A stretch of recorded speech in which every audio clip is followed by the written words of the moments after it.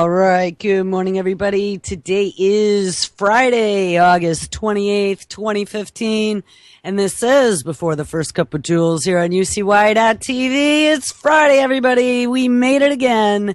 The summer is winding down here in upstate New York. It is 59 degrees and partly sunny here. And it is definitely cooler than it should be. The dog days of summer were usually hot and humid, at least for the next few weeks. So kind of wish summer would come back just for a little bit. But it is almost over. School in New York kicks off early next week. So that means that many of us who've been cruise director for the summer actually gets our days back to do some other things. So where did we leave off over the last few days? Sorry I wasn't here yesterday. Definitely had some wind kicked out of me that I had to kind of regroup and get my thoughts back in order. But the day before yesterday, so that would have been on Wednesday, the title of the show was EPA, RNAi, and government human experiments. We had taken a look that was actually part 2 of Tuesday's show that was titled BioDirect, Monsanto's new RNAi gene flipping spray, if you remember that. Yes, an easy way to get around GMOs is just to spray RNAi all over them to manipulate the traits of the produce, let's say, that then washes off in a few weeks, so you won't even know that it's there, but then they won't have to label it as such. And we took a look at the EPA's hearing that they had gotten together, a board of experts, to kind of give their impressions. And pretty much what it came out to was, now we're not too worried about what it's going to do to humans when they ingest it, but we are a little more concerned about what it's going to do to the environment. So keep an eye on that. It's called BioDirect. It's by Monsanto. It's a spray made of RNAi to spray on fruits and vegetables. And I don't know. I think it's kind of disturbing. But where I really wanted to take this today, maybe we'll get back into some of that stuff next week. This week has kind of been disjointed. And to be completely honest with you, my brain has just been completely, mud, I would have to say this week. So I'm not really going to dig too much into that. But listen, I got a message yesterday from a gentleman that runs a website called Disinformation. I've been reading their stuff for quite a while. His name is Brian Whitney. Not sure if Brian has listened to Before the First Cup or not, but I'm going to see maybe if Brian would be interested in coming on and doing an interview with us one day. He dropped me a message on my Behind the Curtain page about a story that he had written titled Catching Up with the Unabomber, When Does the End Justify the Means? And, you know, we've been looking at this dystopian technology now for quite a long time. I mean, I was just kind of scrolling down through some of the titles in the playlist, and it's pretty crazy. The RNAi stuff, BioDirect. Scientific American says GMOs are all in your head. Remember that one? Project BioShields equals unapproved vaccines during emergency. DOD, CDC, and Big Pharma collusion. The Biotech Act of 2015. Mad Science Gone Mad, U.S.-Israeli Foundation, and the bioeconomy, evolutionary robotics, focused destruction, and biodesign, the new RNA vaccinations, and the CRISPR gene drive. I mean, guys, this really is insanity. DNA switch flipping and immortality. Well, you know, back when we were doing these shows, within the same week, I had received 2 different messages from 2 people suggesting that I look into the Unabomber. And honestly, back when the whole Unabomber thing was going on back in the 90s, I believed him to be a lunatic that lived in the woods, just like the propaganda evening news wanted us to believe.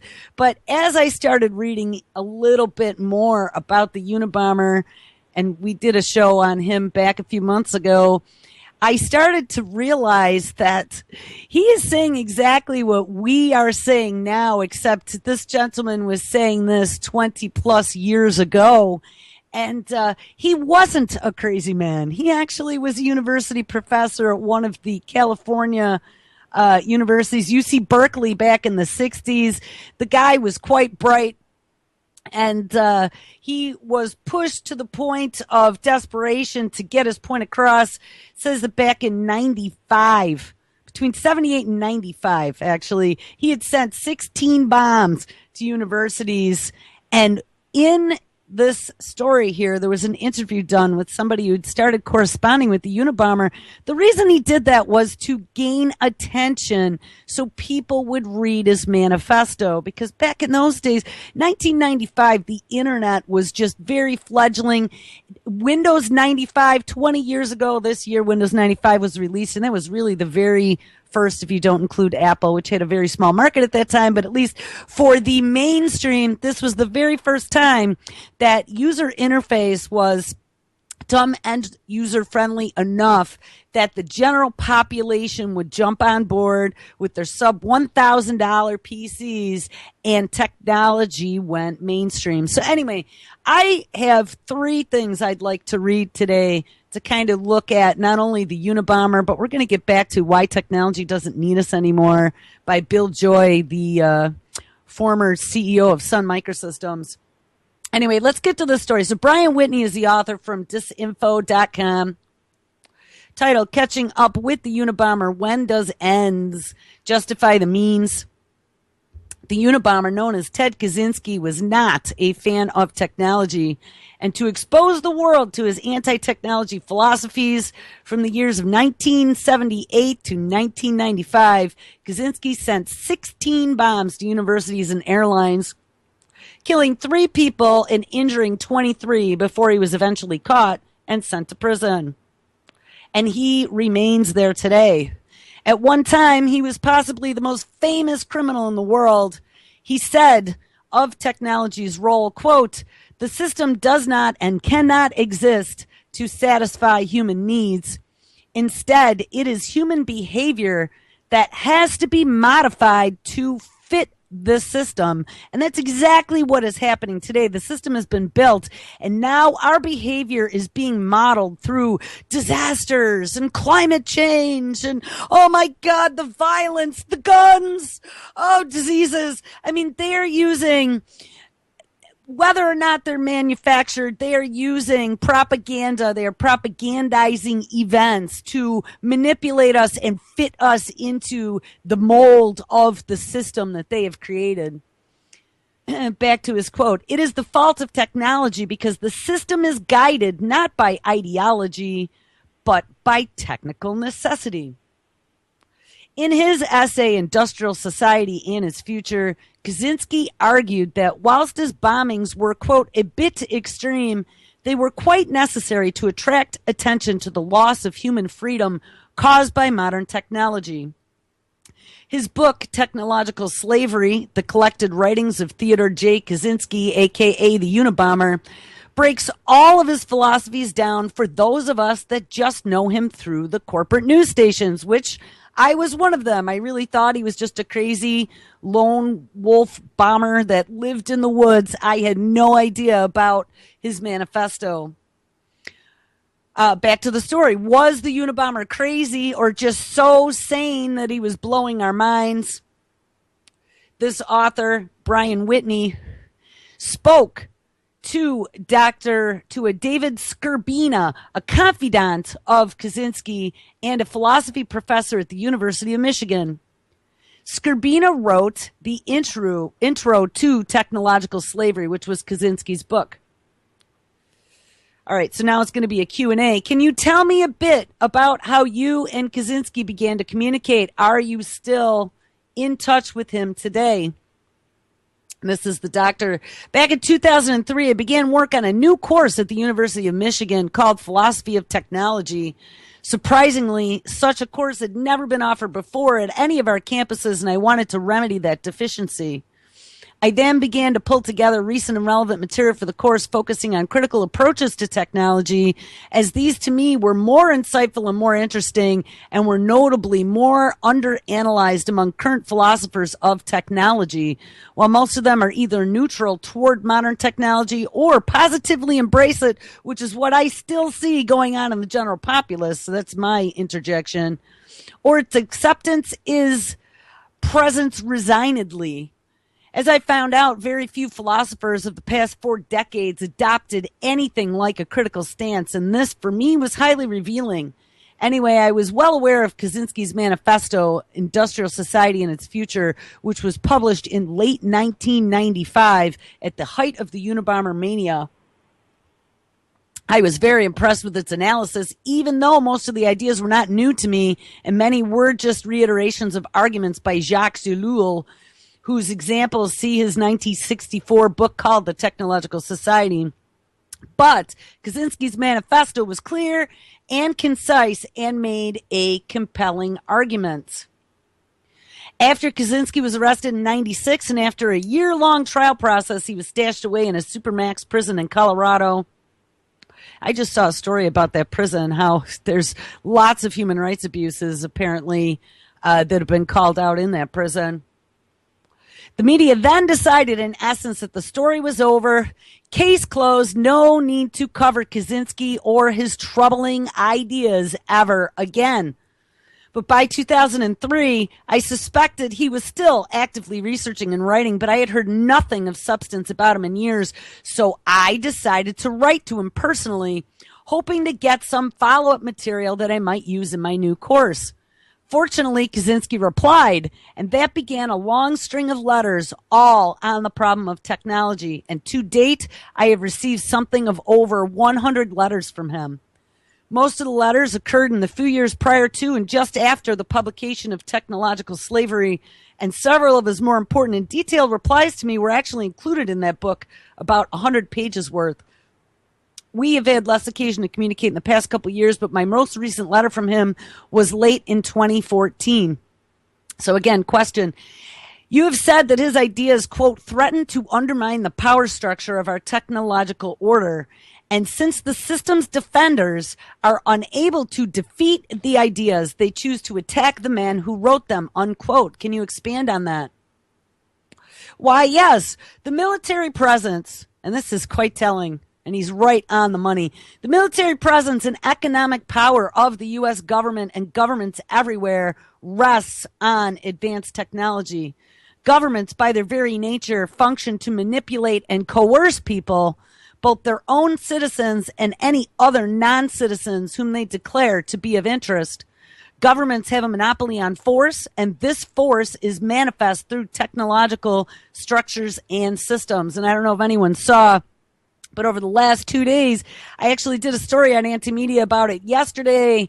North Dakota is the first state to legalize non-lethal weapons on drones for use of law enforcement. So put on a seatbelt, people, because I will guarantee you that it will not be too long before that is adopted elsewhere. And non-lethal weapons include rubber bullets, tear gas, pepper spray, sound cannons, tasers. Do you imagine being tasered from a drone? That's a pretty scary thought. And I mean, the march just keeps going forward. That's why I thought it was very important for us to listen to some ideas from some very smart people who have not only been in technology, but have also been looking at the philosophy and the ethics behind all of this. And I mean, this is what I stand for. I can't even get over how duped we have been in helping them usher in this entire new world of technological slavery. And I mean, honestly, I worked for many years. This is all I ate, slept, and breathed. I totally believed in it 100% and saw this utopia at the end of the rainbow, and it hasn't quite worked out that way. So anyway, back to the story.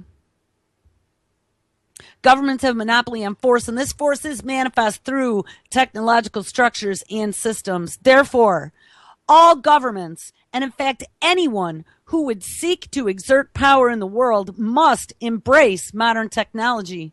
American government at all levels is deeply pro-tech, and we've seen that over the last few weeks looking at that whole bioeconomy and the whole new supercomputing initiative and the whole brain project. I mean, this, even though it crosses over some of it into the realms of healthcare, the whole healthcare, biopharma, genomics, big ball of ugly earwax is all a part of technology now. We have been technologicized, if that's even a word, down to the cellular and the atomic level. And this is very, very, very frightening.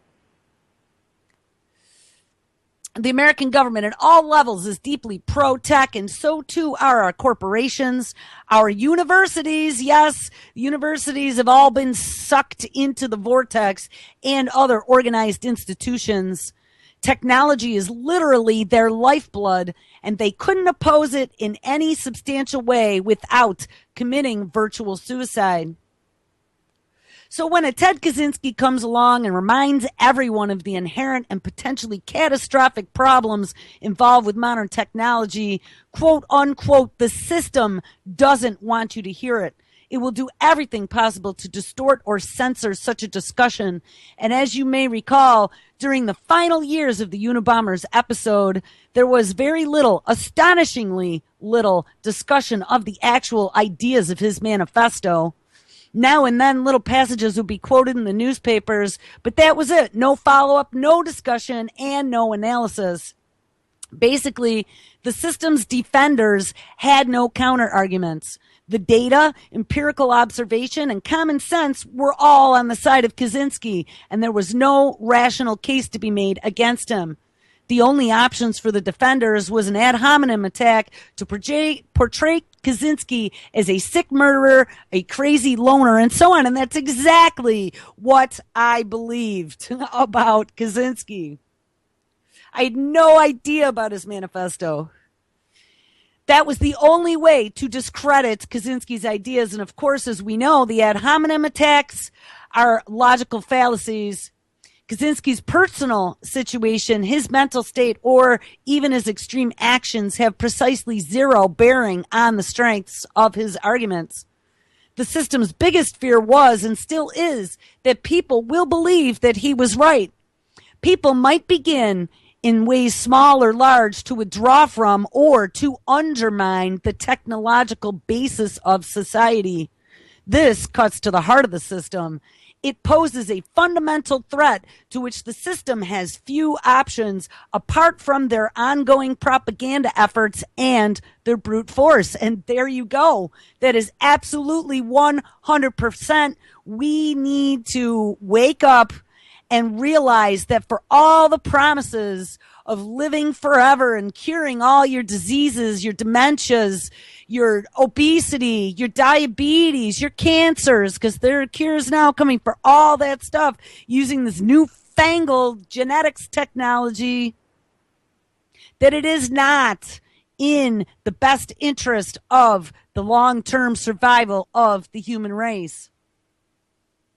All right, back to the story. Question: what do you think of the fact when our government or any figure in authority, such as a police officer, kills in the name of the established belief system, it is thought to be just. But when a guy like Kaczynski kills in the name of his belief system, he is thought to be as a deranged psychopath.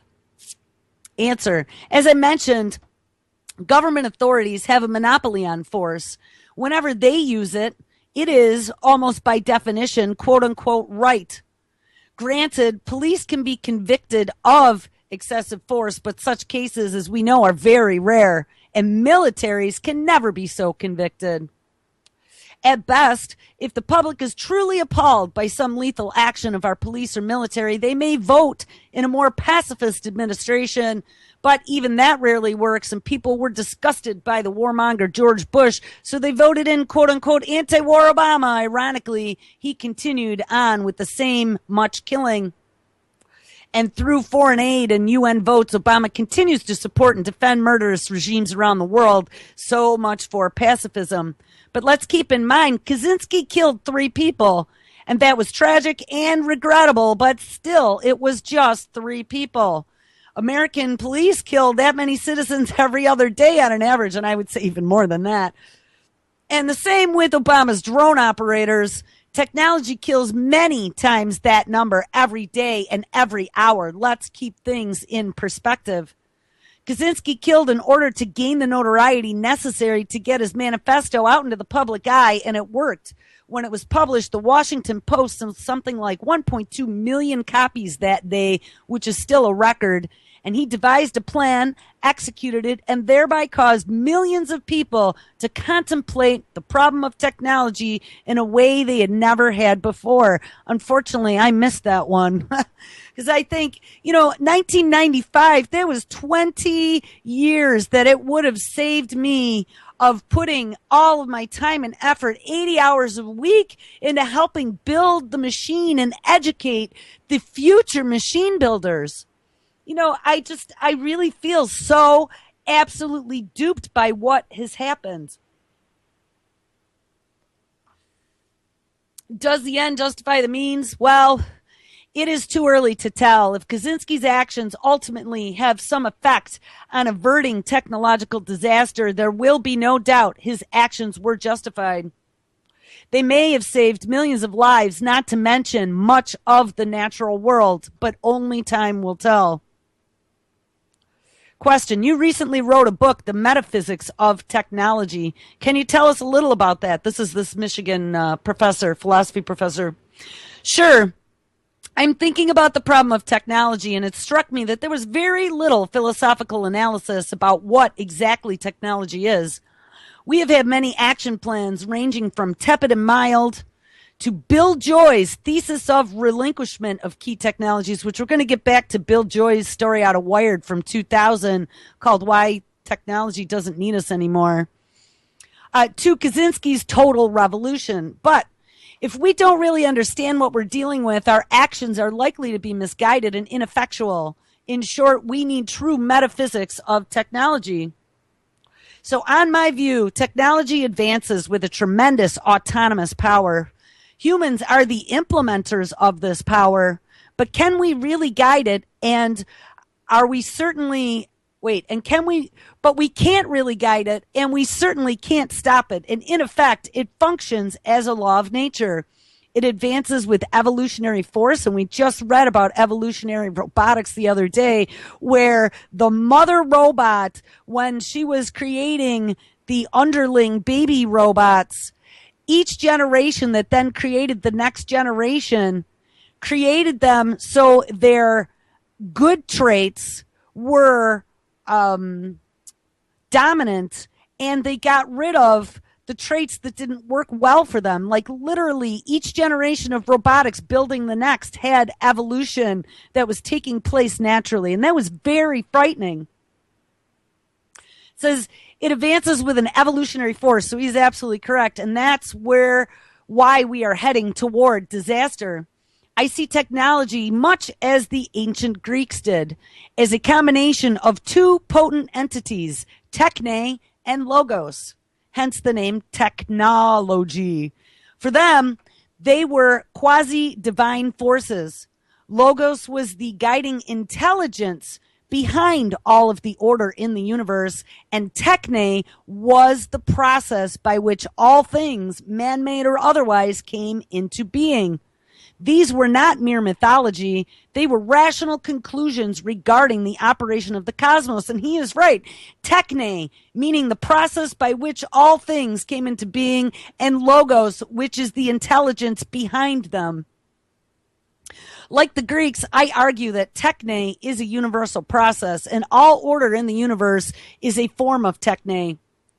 Hence my coining of the term which I couldn't say this, pantechnikon, the universe as an orderly construction manifesting a kind of intelligence, or logos.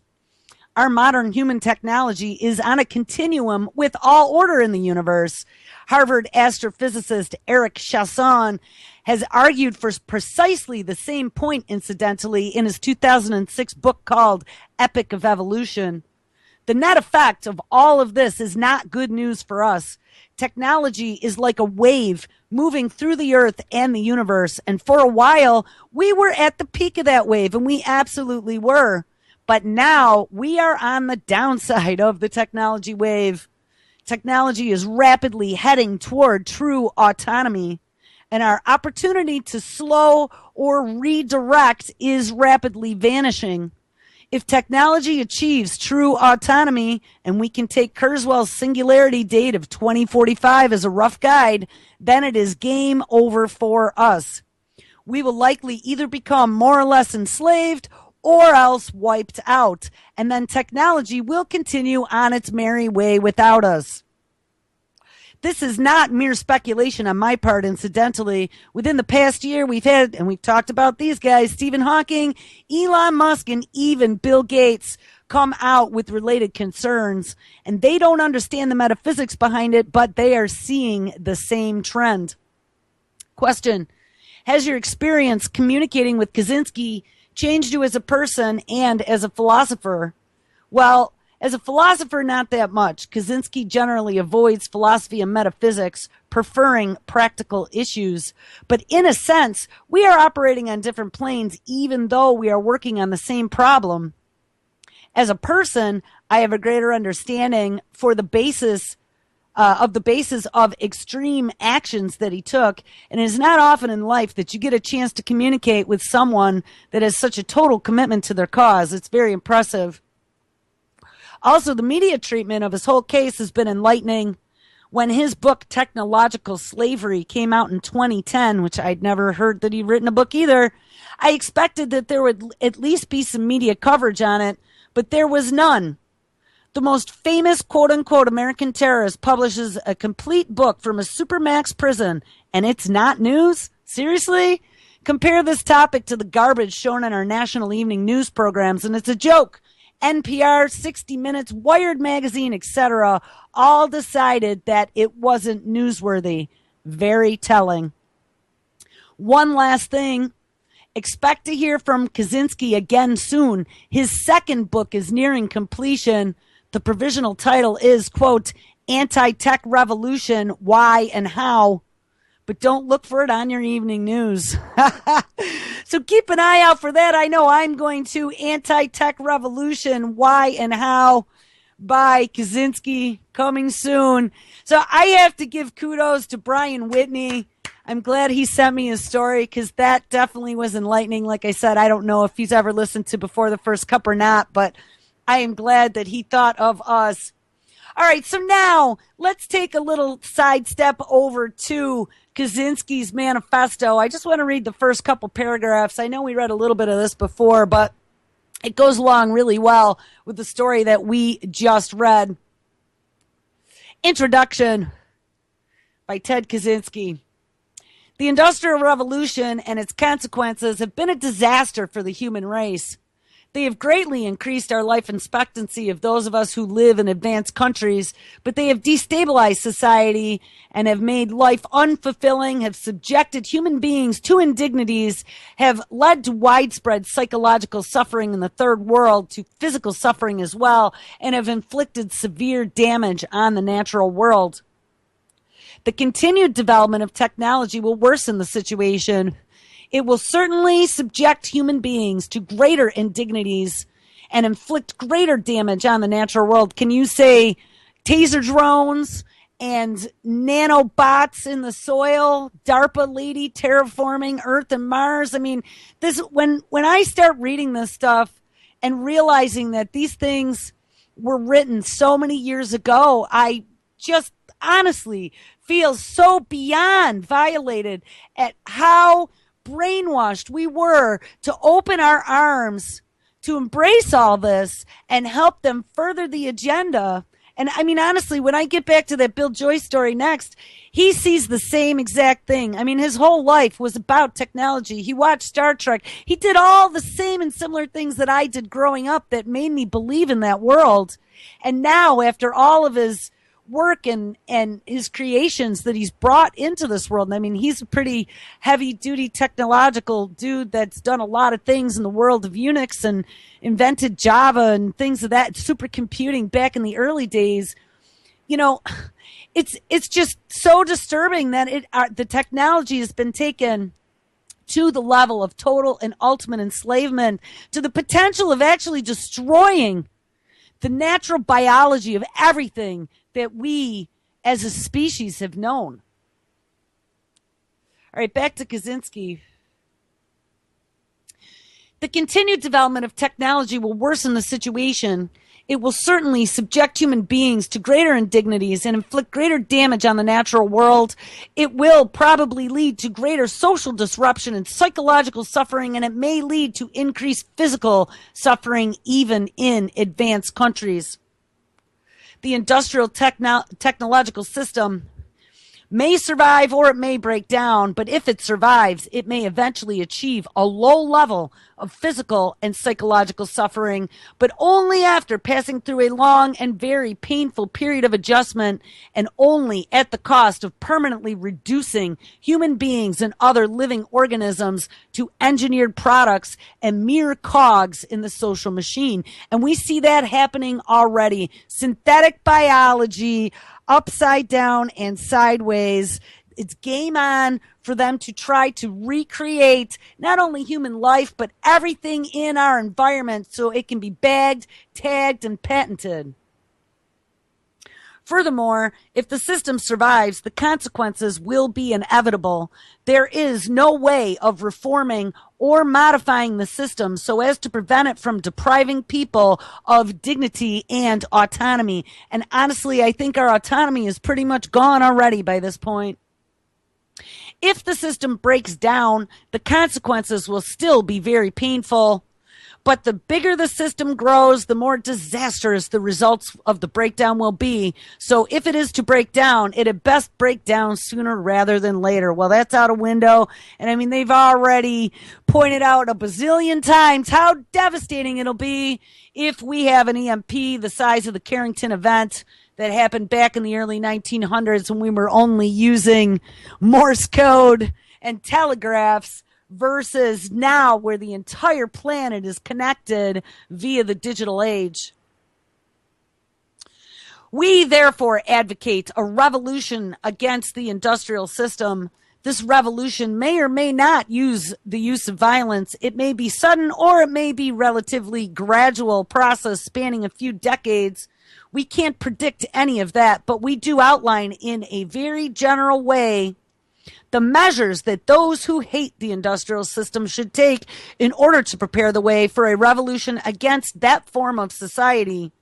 This is not to be a political revolution. Its object will be the overthrow of not governments, but the economic and the technological basis of the present society. And that is exactly it. It's, we've been looking now at this economic instability that is happening right now. And how are they propping it up? Oh, by digitally printing more money. The banking system is the technology system.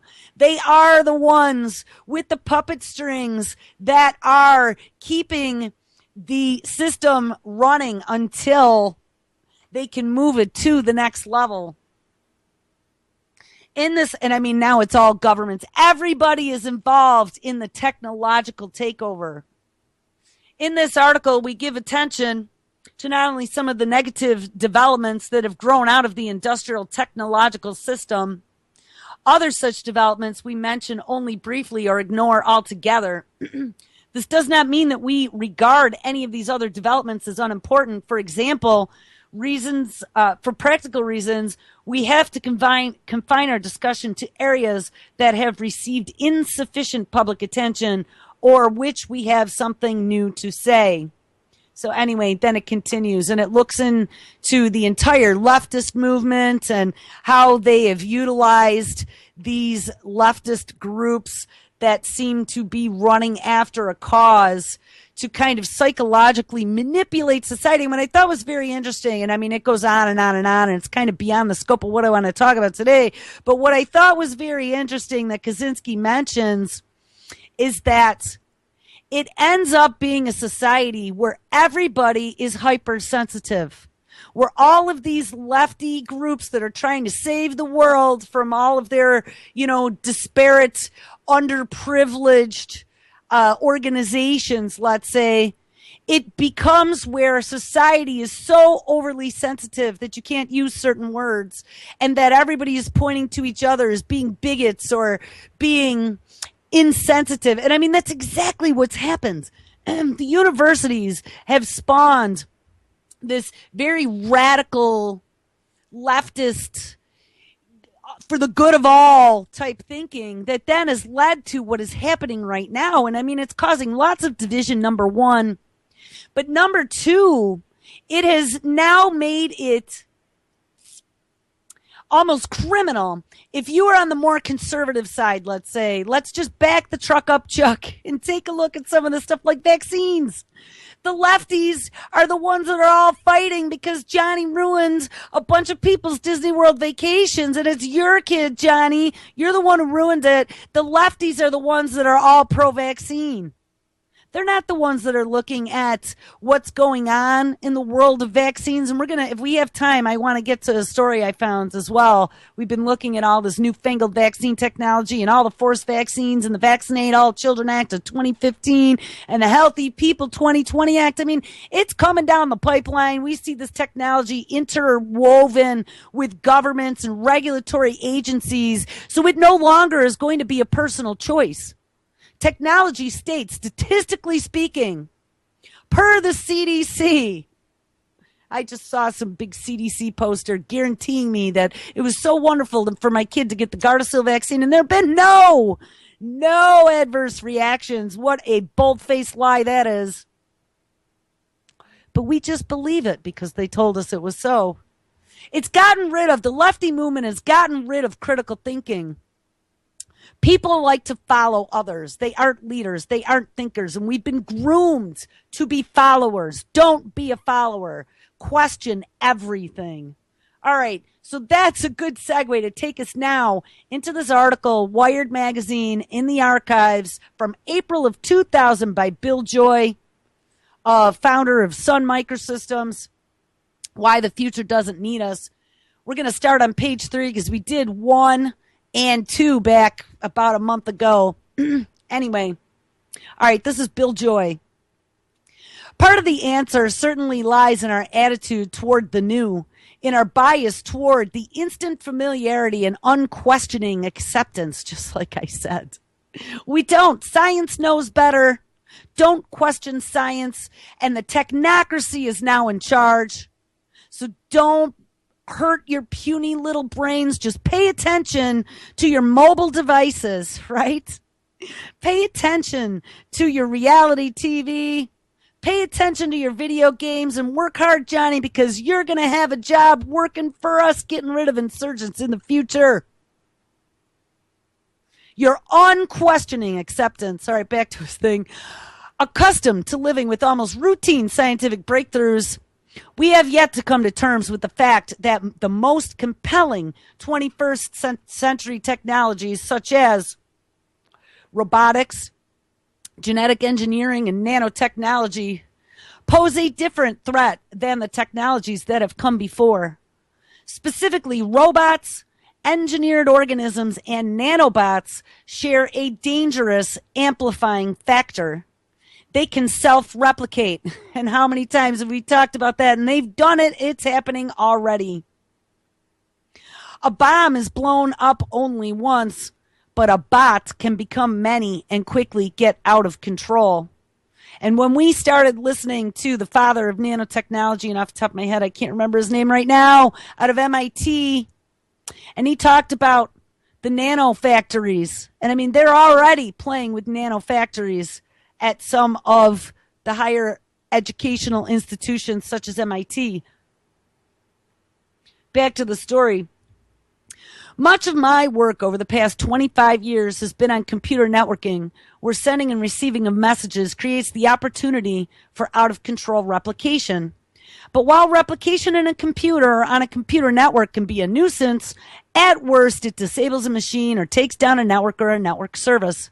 Uncontrolled self-replication in these newer technologies runs a much greater risk, a risk of substantial damage to the physical world. Each of these technologies also offers untold promise. The vision of near immortality that Kurzweil sees in his robot dreams drives us forward. Genetic engineering may soon provide treatments, if not outright cures, for most diseases. And nanotechnology and nanomedicine can address yet more ills. And remember, this story was written in 2000. The stuff is happening today, exactly right now, today. Together, they could significantly extend our average lifespans and improve the quality of our lives. Yet, with each of these technologies, a sequence of small, individually sensible advances leads to an accumulation of great power and great danger. What was different in the 20th century? Certainly, the technologies underlying the weapons of mass destruction, nuclear, biological, and chemical, were powerful, and the weapons an enormous threat. But building nuclear weapons required, at least for a time, access to both rare and indeed effectively unavailable raw materials and highly protected information. Biological and chemical weapons programs also tended to require large-scale activities. In the 21st century technologies, however, genetics, nanotechnology, and robotics are so powerful that they can spawn whole new classes of accidents and abuses. Most dangerously, for the first time, these accidents and abuses are widely within the reach of individuals or small groups and will not require large facilities or rare raw materials. Knowledge alone will enable the use of them. Thus, we have the possibility of not just of weapons of mass destruction, but of knowledge-enabled mass destruction, this destructiveness hugely amplified by the power of self-replication. And he is 100% correct. And how interesting that he mentions nuclear, biological, and chemical weapons programs and how we've tied the entire biological weapons program into everything that is happening right now with all of these new biotech companies with this RNAi technology and the genomics and the Brain Project. They're all tied back to the Department of Defense and DARPA sprinkle money. It's all the same thing. They just taken destruction to the next level. All right, back to the story. I think it is no exaggeration to say that we are on the cusp of the further perfection of extreme evil, an evil whose possibility spreads well beyond that which weapons of mass destruction bequeath to the nation states onto a surprising and terrible empowerment of extreme individuals. Nothing about the way I got involved with computers suggested to me that I was going to be facing these kinds of issues. And I am going to second that opinion. In the last 25 years of my career, I had never in my life thought that some of this science fiction that I love to hate in dystopia would be the actual truths of the future that I was facing. Never in my wildest dreams. All right, back to the story. I have not been disappointed. My work has had more impact than I had ever hoped for and has been more widely used than I could ever reasonably have expected. I've spent the last 20 years still trying to figure out how to make computers as reliable as I want them to be and how to make them simple to use, which is a goal that is met with even less relative success. Back in 2000, we were just getting there. Now it's dumb end user friendly. But despite some progress, the problems that remain seem even more daunting. But while I was aware of the moral dilemmas surrounding technology's consequences in fields like weapons research, I did not expect that I would confront such issues in my own field, or at least not so soon. Me too. Perhaps it is always hard to see the bigger impact while you are in the vortex of a change. Failing to understand the consequences of our inventions while we are in the rapture of discovery. And that's exactly it. I mean, it's a total rush to be on the leading edge of a wave of something new. And you are one of the people that are in the know. I lived that life.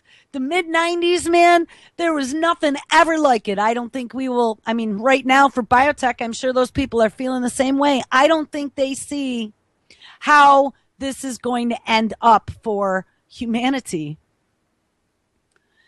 Failing to understand the consequences of our inventions while we are in the rapture of discovery and innovation seems to be a common fault of scientists and technologists.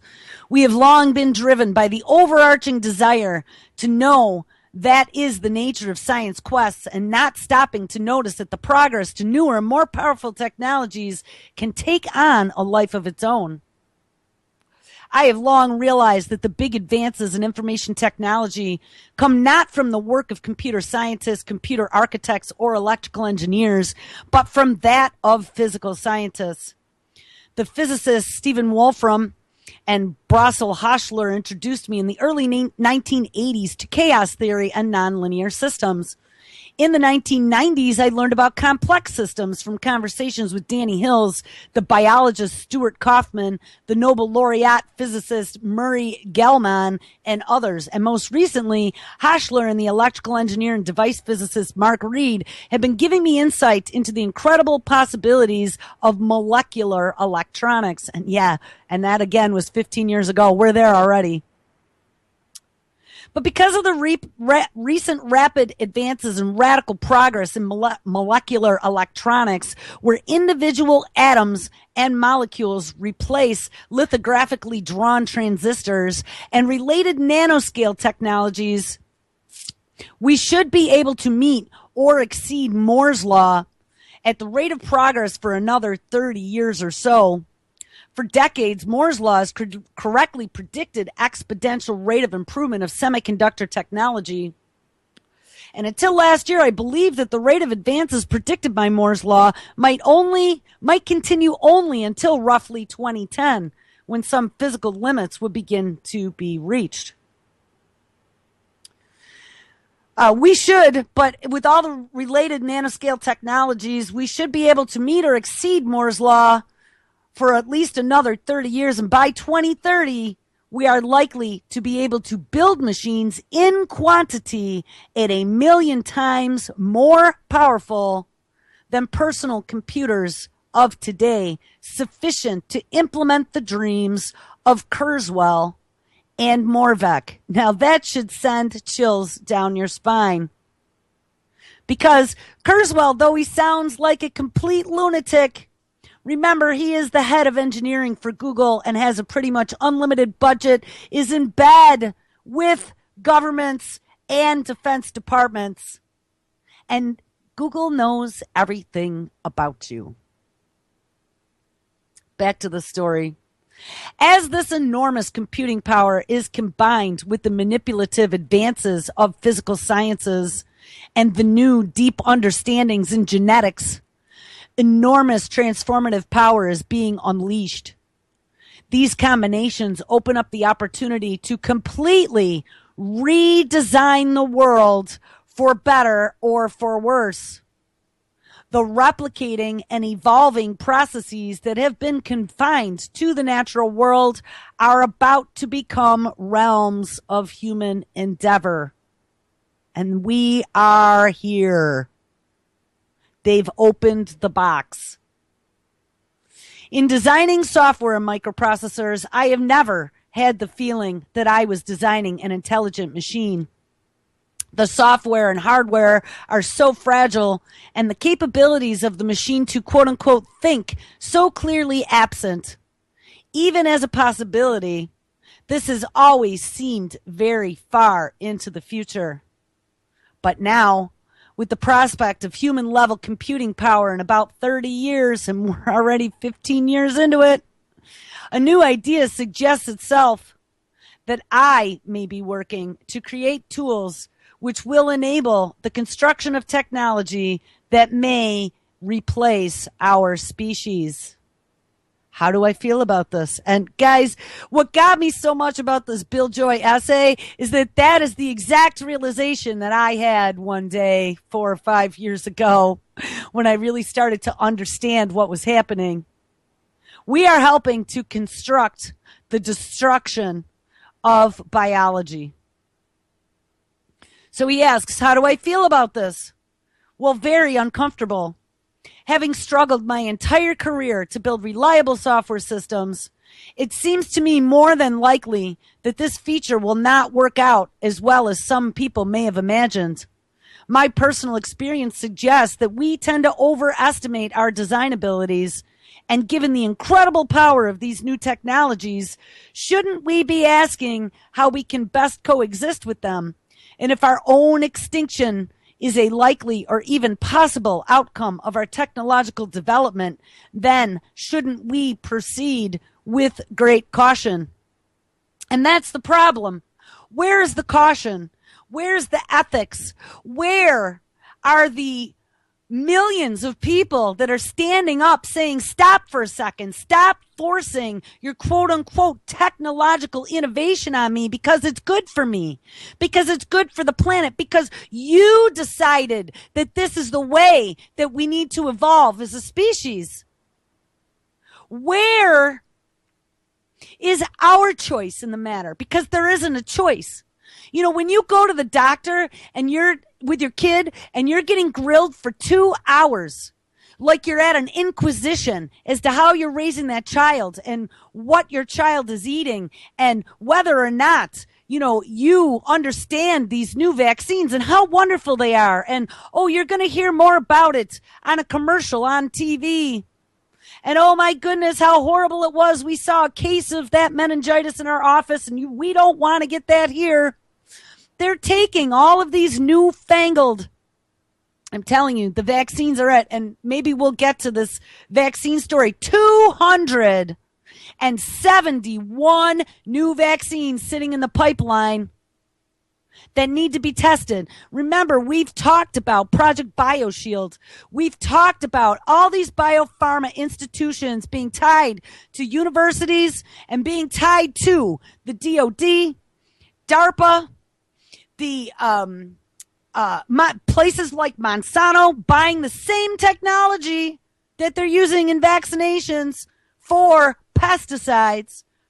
They literally are at a point where they can turn genetic switches on and off. Right then and there. Why would anything like that be allowed into your child without a question? And why should you be grilled and demonized and potentially even reported now for being a danger to your child, for not just readily accepting technology without question? And anyone who does question it is deemed to be a tinfoil hat wearing lunatic, even though we've discovered FDA studies time and time again that were printed and later be found fraudulent. Oh, what did we just find? The representative out of Florida that went up in front of the House and presented whistleblower CDC papers showing that they had destroyed evidence that supported that the MMR vaccine caused autism. How are we? But you know what? All of that is brushed aside and under the table and not in the mainstream, so nobody believes it. So when you bring up things like that, you are just seen as a troublemaker. You are seen as someone unstable. You are seen as a problem to the system. You must embrace technology. All right, I don't know. Yeah, I think we should finish with the rest of this. Okay, the dream of robotics is, first, that intelligent machines can do our work for us, allowing us to live lives of leisure, which that's how they're touting it right now, restoring us back to Eden. Yet, in his history of such ideas, Darwin, among the machines, George Tyson warns that in the game of life and evolution, there are 3 players at the table: human beings, nature, and machines. I am firmly on the side of nature, but nature, I suspect, is on the side of machines. As we have seen, and Moravec agrees, believing we may well not survive the encounter with a superior robot species. A second dream of robotics is that we will gradually replace ourselves with robotic technology, achieving near or immortality by downloading our consciousness. It is this process that Danny Hill thinks we will gradually get used to, and that Ray Kurzweil elegantly details in The Age of Spiritual Machines. But if we are downloaded into our technology, what are the chances that we will thereafter be ourselves or even be human? It seems to me far more likely that a robotic existence would not be like a human in any sense that we understand, and that robots would in no sense be our children, that on this path our humanity may well be lost. And I would second that. Genetic engineering promises to revolutionize agriculture by increasing crop yields while reducing the use of pesticides, to create tens of thousands of novel species of bacteria, plants, viruses, and animals, to replace reproduction or supplement it with cloning, to create cures for many diseases, increasing our lifespan and our quality of life, and much, much more. We now know with certainty that these profound changes in the biological sciences are imminent and will challenge our notions of what life is. And people were there already. They're doing that. Technologies such as human cloning have in particular raised our awareness of the profound ethical and moral issues we face. And if, for example, we were to re-engineer ourselves into several separate and unequal species using the power of genetic engineering, and we've talked about that, then we would threaten the notion of equality that is the very cornerstone of our democracy that doesn't exist. And given the incredible power of genetic engineering, it is no surprise that there are significant safety issues in its use. Just take a look at the CRISPR gene drive. They can wipe out an entire species. My friend Amory Lovins recently co-wrote, along with Hunter Lovins, an editorial that provides an ecological view of these dangers. And among their concerns is that, quote, the new botany aligns the development of plants with their economic, not evolutionary success. And we see that. I mean, it is not about saving the planet. It is about the control of all life on Earth. And that is where it comes down to. All of our crops, all of our cells, they'll be able to bag, tag, and track everything. Well, guys, I don't know. I think that's where we're going to end it up for today. I wanted to look at some minds of the past and how they viewed things. And I got to tell you, they are just right on track. Where we are seeing now 15, 20 years in the future, fast forward, and we are exactly where they said we were going to be. We need to become Luddites, people. We need to rage against the machine. All right, make sure you stick around because it is Friday, and up next is Lonnie Clark with The Age of Fission, Josh with the Anti-Tyranny News live at 6, Primer Time with Michael and Nick at 8, 9, Truth on the Tracks with Brandon Turville, Reality Bites at 10, and Inside Media with Lamar.